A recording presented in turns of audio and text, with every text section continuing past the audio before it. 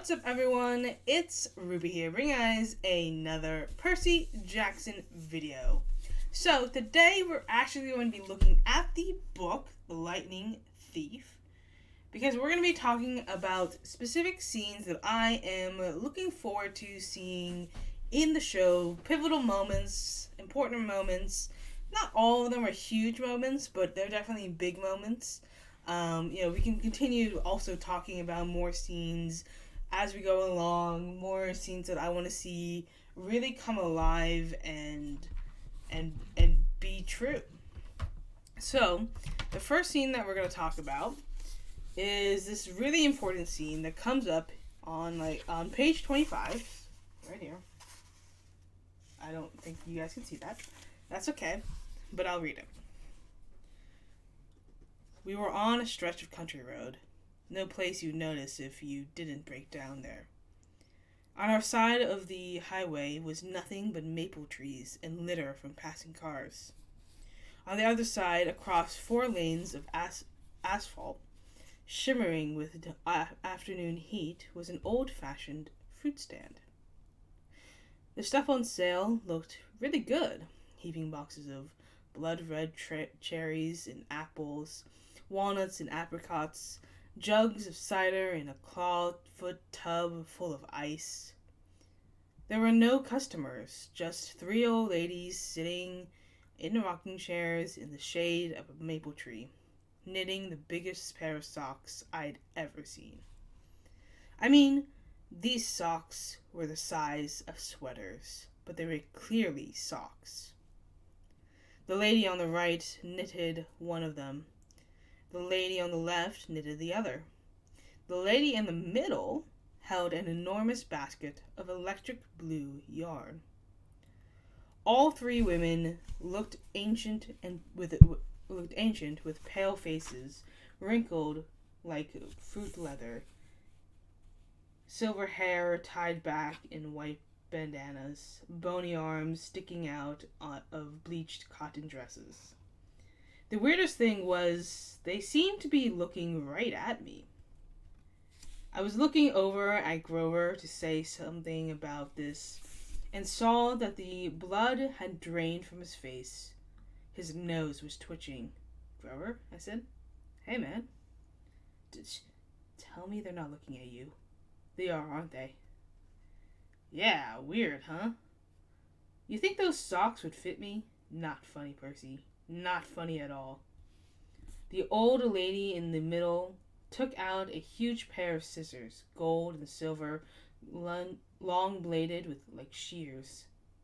I heard Grover catch his breath. "We're getting on the bus," he told me. "Come on." "What?" I said. "It's 1,000 degrees in there." "Come on." He pried open the door and climbed inside, and I stayed back.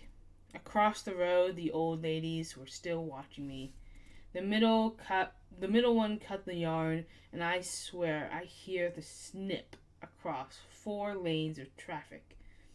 Her 2 friends balled up the electric blue socks, leaving me wondering who they could possibly be for, Sasquatch or Godzilla.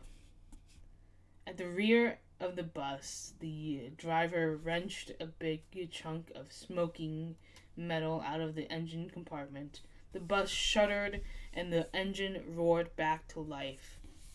The passengers cheered. "Darn right," yelled the driver. He slapped the bus with his hat. "Everybody back on board." Once we got going, I started feeling feverish, as if I'd caught the flu. Grover didn't look much better. He was shivering, and his teeth were chattering. "Grover?" "Yeah?" "What are you not telling me?" He dabbed his forehead with his shirt sleeve. "Percy, what did you see back at the fruit stand?" "You mean the old ladies? What is it about them, man? They're not like Mrs. Dodds, are they?" His expression was hard to read, but I got the feeling that the fruit stand ladies were something much, much worse than Mrs. Dodds. He said, "Just tell me what you saw." The middle one took out her scissors and she cut the yarn. He closed his eyes and made a gesture with his fingers that might have been crossing himself. But it wasn't. It was something else, something almost older. He said, "You saw her snip the cord?" "Yeah, so?" But even as I said it, I knew it was a big deal. "This is not happening," Grover mumbled. He started chewing at his thumb. "I don't want this to be like the last time." "What last time?" "Always 6th grade. They never get past 6th. "Grover?" I said, because he was really starting to scare me. "What are you talking about?" "Let me walk you home from the bus station. Promise me." This seemed like a strange request to me, but I promised he could. "Is this like a superstition or something?" I asked. No answer. "Grover, that snipping of the yarn, does that mean somebody is going to die?" He looked at me mournfully, like he was already picking the kind of flowers I'd like best on my coffin. So that was the scene that we later learn is the Fates. That's the first time that we meet the Fates. And I definitely think seeing that on, well, not the big screen, the silver screen, would be very interesting. I wonder how they're going to play that, because they could make it very ominous, very foreshadowy, or they could make it seem like a no big deal, nonchalant kind of thing. I definitely think that seeing the Fates for the first time, I mean, they're just going to be like, probably just like old ladies, 3 old ladies. No one, they're not going to look like the Fates. They're not going to look like monsters or something. They're just going to look like old ladies, I think. Which I think will be cool to see, especially later down the line when we get to The Last Olympian and we learn the truth about the yarn is not for Percy, but it's for, obviously, Luke Castellan. So that's definitely one of the scenes that I really am looking forward to seeing come to life. And now the second scene that I want to talk about, or showcase, I guess, is, I think you guys know the scene. But let me see. Yes. This scene. The second scene that I really want to see come to life is this one.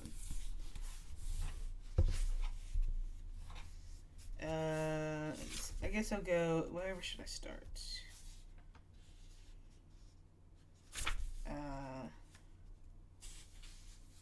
Alright, here we go. My mom made a hard left. We swerved onto a narrower road, racing past darkened farmhouses and wooded hills and pick your own strawberry signs on white picket fences. "Where are we going?" I asked. "The summer camp I told you about." My mother's voice was tight. She was trying for my sake not to be scared. "The place your father wanted to send you. "The place you didn't want me to go?" "Please, dear," my mother begged. "This is hard enough. Try to understand you're in danger." "Because some old ladies cut yarn?" "Those weren't old ladies," Grover said. "Those were the Fates. Do you know what it means, the fact that they appeared in front of you? They only do that when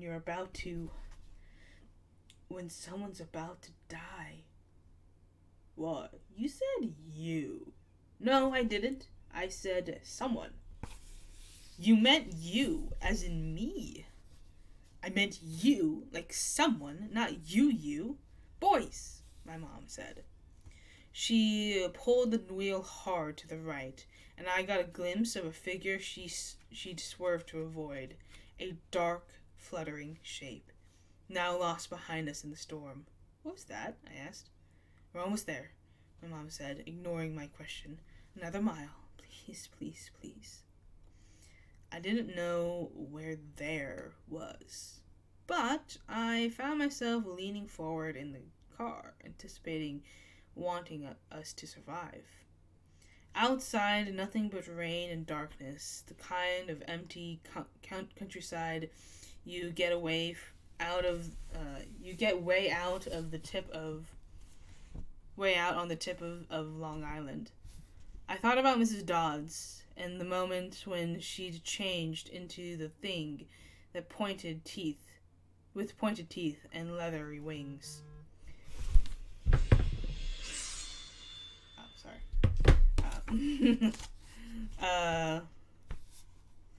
My limbs went numb from delayed shock. She really hadn't been human. She'd meant to kill me. Then I thought about Mr. Brunner and the sword he had thrown me. Before I could ask Grover about that, the hair rose on the back of my neck. There was a blinding flash, a jaw-rattling boom, and our car exploded. I remember feeling weightless, like I was being crushed, fried, and hosed down all at the same time. I peeled my forehead off the back of the driver's seat and said, "Ow." "Percy?" my mom shouted. "I'm okay." I tried to shake off the daze. I wasn't dead. The car hadn't really exploded. We swerved into a ditch. Our driver's side doors were wedged in the mud. The roof had cracked open like an eggshell, and rain was pouring in it. Lightning. That was the only explanation. We'd been blasted right off the road. Next to me in the back seat was a big motionless lump, Grover. Oh, sorry. It was a big motionless lump. Grover! He was slumped over, blood trickling from the side of his mouth. I shook his furry hips, thinking, no. Even if you are half barnyard animal, you're my best friend, and I don't want you to die. Then he groaned, "Food." And I knew there was hope. "Percy," my mother said, "we have to..." Her voice faltered. I looked back. In a flash of lightning, through the mud-spattered rear windshield, I saw a figure lumbering toward us on the shoulder of the road. The sight of it made my skin crawl. It was a dark silhouette of a huge guy, like a football player. He seemed to be holding a blanket over his head. His top half was bulky and fuzzy. His upraised hands made it look like he had horns. I swallowed hard. "Who is Percy?" My mother said, deadly serious. "Get out of the car." My mom threw herself against the driver's side of a door. It jammed shut in the mud. I tried mine. Stuck too. I looked up desperately at the hole in the roof. It might have been an exit, but the edges were sizzling and smoking. Climb out the passenger side," my mother told me. "Percy, you have to run. Do you see that big tree?" "What?" Another flash of lightning, and through the smoking hole in the roof, I saw the tree she meant. A huge White House Christmas tree, a tree-sized pine, at the crest of the nearest hill. "That's the property line," my mom said. "Get over that hill, and you'll see a big farmhouse down in the valley. Run and don't look back. Yell for help.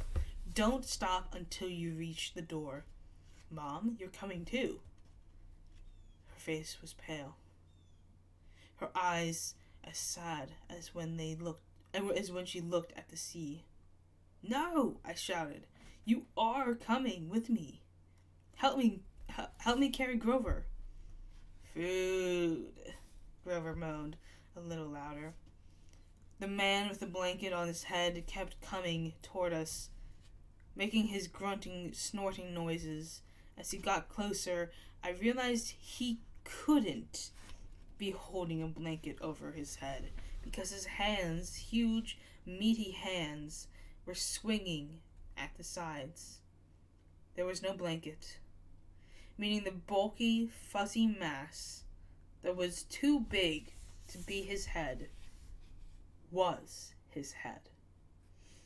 And the points that looked like horns, he doesn't want us, my mother told me. He wants you. Besides, I can't cross the property line. But we don't have time. Percy, go, please. I got mad then. Mad at my mother. Mad at Grover the goat. At the thing with horns that was lumbering toward us slowly and deliberately like a bull. I climbed across Grover and pushed the door open into the rain. We're going together. Come on, Mom. I told you, Mom, I'm not leaving you. Help me with Grover. I didn't wait for her answer. I scrambled outside, dragging Grover from the car.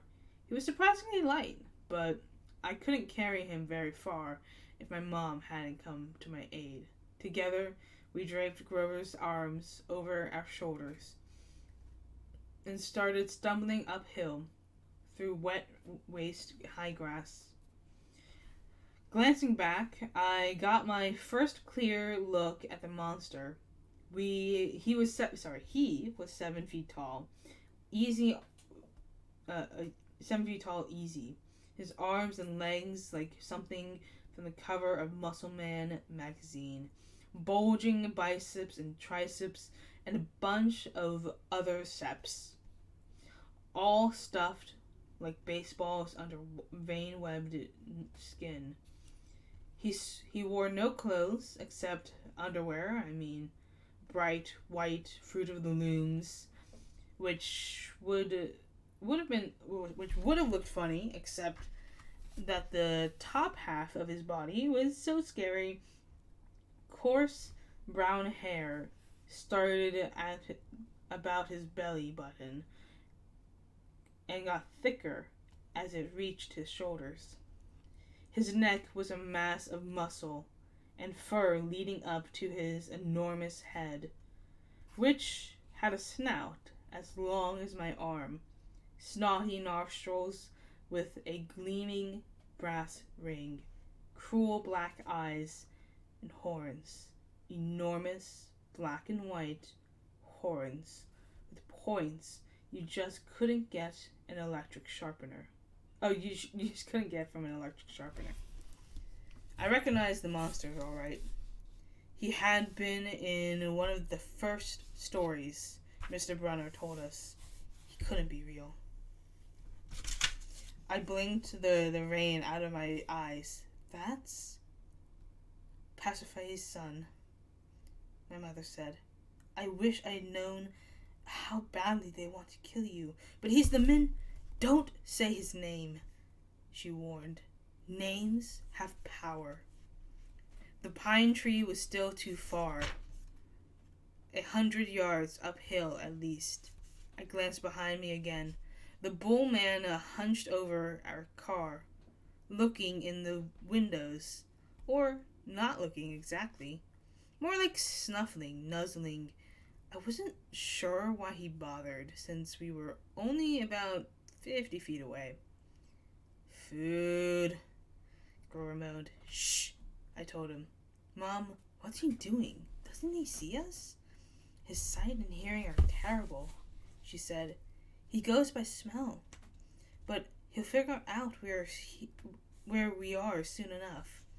As if on cue, the bullman bellowed in rage.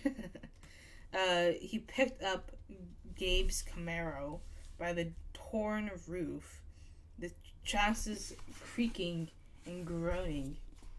He raised the car over his head and threw it down the road. It slammed into the wet asphalt and skidded in a shower of sparks for about half a mile before coming to a stop. The gas tank exploded. Not a scratch, I remembered Gabe saying. Oops. Percy, my mom said, when he sees us, He'll charge. Wait until this last second, then jump out of the way, directly sideways. He can't change directions very well once he's charging. Do you understand? How do you know all this? I've been worried about an attack for a long time. I should have expected this. I was selfish, keeping you near me. Keeping me near you? But another bellow of rage. The bullman started tromping uphill. He smelled us. The pine tree was only a few more yards, but the hill was getting steeper and slicker, and Grover wasn't getting any lighter. The bullman closed in. Another few seconds, and he'd be on top of us. My mother must have been exhausted, but she shouldered Grover. Go, Percy, separate. Remember what I said. I didn't want to split up, but I had the feeling she was right. It was our only chance. I sprinted to the left, turned, and saw the creature bearing down on me. His black eyes glowed with hate. He reeked like rotten meat. He lowered his head and charged. Those razor-sharp horns Those razor-sharp horns aimed straight at my chest. The fear in my stomach made me want to bolt, but that wouldn't work. I could never outrun this thing. So, I held my ground, and at the last moment, I jumped to the side. The bullman stormed past like a freight train, then bellowed with frustration and turned, but not toward me this time, toward my mother, who was setting Grover down in the grass. We'd reached the crest of the hill. Down the other side, I could see a valley, just as my mother had said, and the lights of a farmhouse glowing yellow through the rain, but that was half a mile away.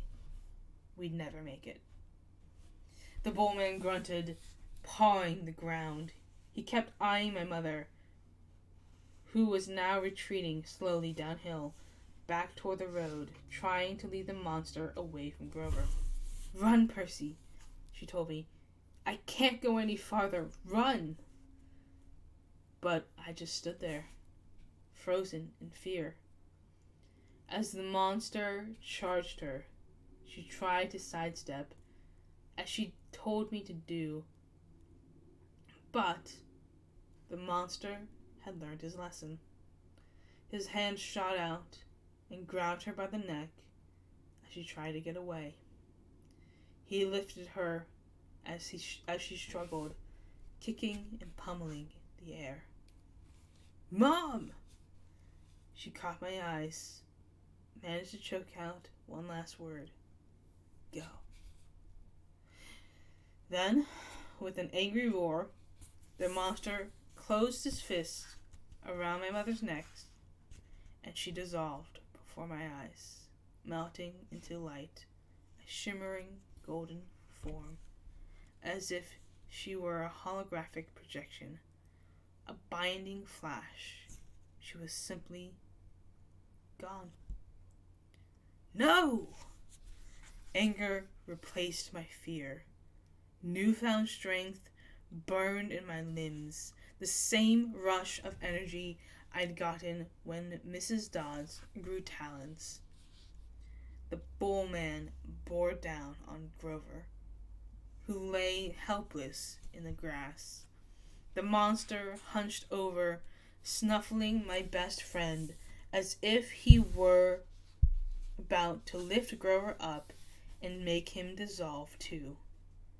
I couldn't allow that. I stripped off my red rain jacket. Hey!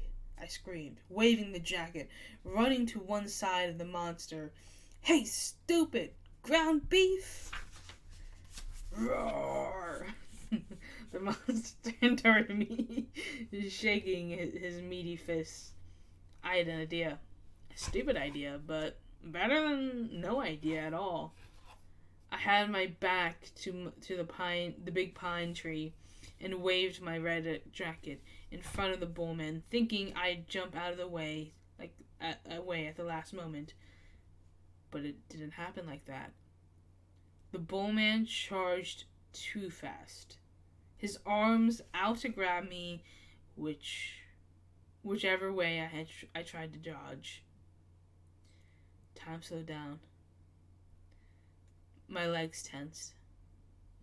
I couldn't jump sideways, so I leaped straight up, kicking off from the creature's head, using it as a springboard, turning in midair, and landing on his neck. How did I do that? I didn't have time to figure it out. A millisecond later, the monster's head slammed into the tree, and the impact nearly knocked my teeth out. The bullman staggered around, trying to shake me. I locked my arms around his horns to keep from being thrown. Thunder and lightning were still going strong. The rain was in my eyes. The smell of rotten meat burned my nostrils. The monster shook himself around and buckled like a rodeo bull. He should have just backed up into the tree and smashed me flat. But I was starting to realize that this thing had only one gear, forward.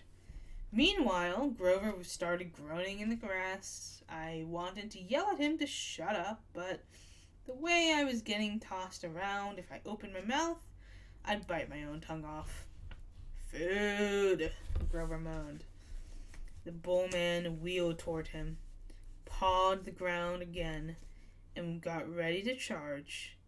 I thought about how he had squeezed the life out of my mother, made her disappear in a flash of lightning, and rage filled me like high-octane fuel. I got both hands around one horn, and I pulled back with all my might. The monster tensed, gave a surprised grunt, then snap! The bullman screamed and flung me through the air. I landed flat on my back in the grass. My head smacked against a rock. When I sat up, my vision was blurry, but I had a horn in my hands, a ragged bone weapon the size of a knife. The monster charged. Without thinking, I rolled to one side and came up kneeling. As the monster barreled past, I drove the broken horn straight into his side, right up under his furry ribcage. The bullman roared in agony. He flailed, clawing at his chest, then began to disintegrate. Not like my mother, in a flash of golden light, but like crumbling sand blown away in chunks by the wind, the same way Mrs. Dodds had burst apart.